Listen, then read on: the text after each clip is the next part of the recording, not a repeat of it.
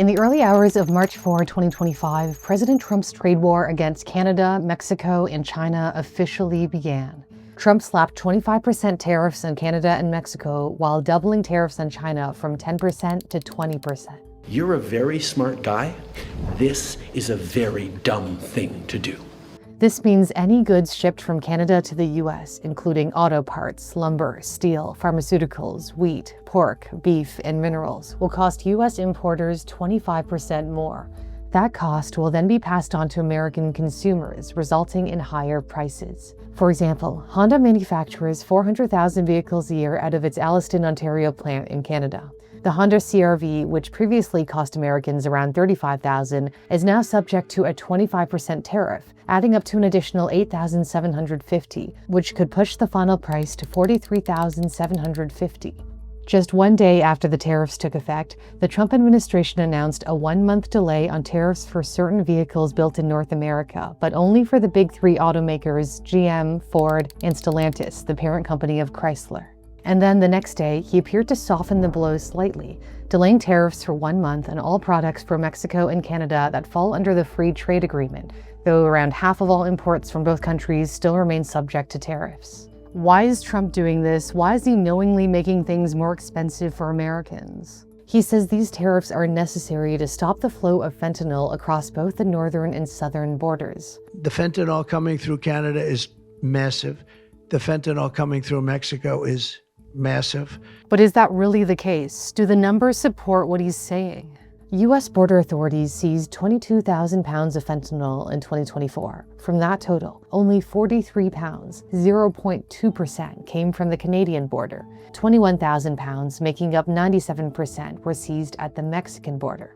Canada still launched a $1.3 billion border security initiative, which deployed additional personnel, drones, and other surveillance equipment, and also appointed a fentanyl czar to oversee the effort. For Mexico, Trump also stated the tariffs are meant to pressure the country into taking stronger action against illegal immigration. In response to the tariff threat, Mexico deployed 10,000 soldiers to the border. Illegal border crossings have plummeted since Trump took office. In February, Trump announced U.S. Border Patrol apprehended 8,326 migrants, compared to 189,913 in February 2024 under the Biden administration. Illegal border crossings last month were by far the lowest ever recorded, ever.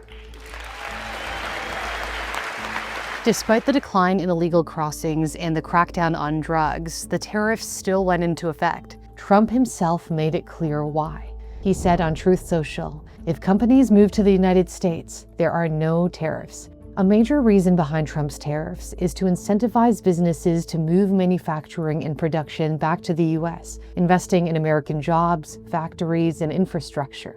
And it's already having an effect. Reuters reports Honda will now produce its next-generation Civic Hybrid in Indiana instead of Guanajuato, Mexico.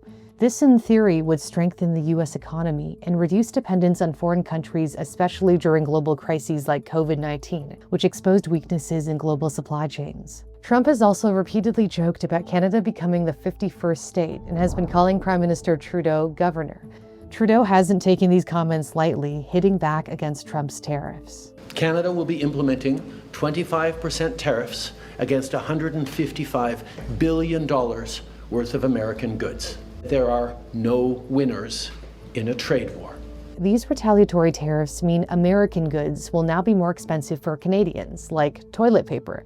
Canada imports 87% of its toilet paper from the US, as well as oranges, lettuce, berries, Doritos, Oreos, to name just a few. Although Trudeau, who has been incredibly unpopular in Canada, is on his way out the door, Canada's stance on the trade war isn't softening. Chrystia Freeland, a candidate for Canada's Liberal Party leadership and potentially the next Prime Minister, vows to target Tesla. An example of a measure that I will put in place as Prime Minister is 100% tariffs on Teslas. I think that should get some attention in the White House. The CEO of Tesla, Elon Musk, has been a dominant force in Trump's second term. Here in Canada, there's been a big push to buy Canadian. So Harvey's, which is a Canadian fast food chain, has started displaying the Canadian flag by their window. I'm also here in a grocery store where products are being labeled made in Canada. So this aisle used to be stocked with California wine, but instead it's been restocked with Canadian alcohol. Doug Ford, the Premier of Ontario, Canada's most populous province, threatened a 25% surcharge on Canadian electricity flowing to Michigan, New York, and Minnesota.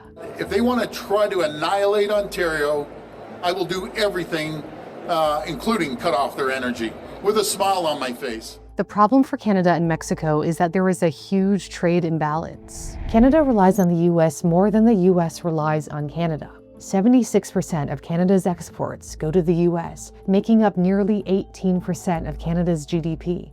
For Mexico, 78% of its total exports head to the US, accounting for roughly 30% of its GDP. On the other hand, 17% of American exports go to Canada and 16% to Mexico, making up just 2% of the US GDP in total. In other words, tariffs will hurt Canada and Mexico more than the US. So what do these tariffs actually mean for inflation, defined as a sustained increase in the general price level across the economy over time? The initial price increase isn't inflation, it's the immediate effect of a tax on imports. Car tariffs also apply to auto parts like brakes, tires, and engines. But if the tariffs stay in place for a long time, it sets off a chain reaction. Repair costs go up as mechanics and auto shops raise their prices to cover these higher costs. If new cars are too expensive, more people turn to the used car market, driving up demand and pushing used car prices higher too. And since people are holding onto their cars longer, they need more repairs and maintenance, which increases demand for mechanics. That makes mechanics more valuable, so they charge higher wages. If mechanics and auto workers are earning more, other industries have to raise wages to compete, like construction workers or factory workers. Eventually, higher labor costs get passed down to consumers across multiple industries, which is when tariffs turn into real inflation. The Federal Reserve plays a crucial role in managing inflation. If tariffs lead to sustained price increases, the Fed might respond by raising interest rates, making borrowing more expensive, and cooling demand to curb inflation. Or President Trump could change his mind and eliminate tariffs as he did in his first term, lifting tariffs on steel and aluminum after 1 year. This time around, though, the tariffs are far more extensive, impacting nearly every product. For Trump, tariffs aren't just about trade. He believes the US hasn't been taken seriously on the global stage for a long time. The United States has been taken advantage of for 40 years.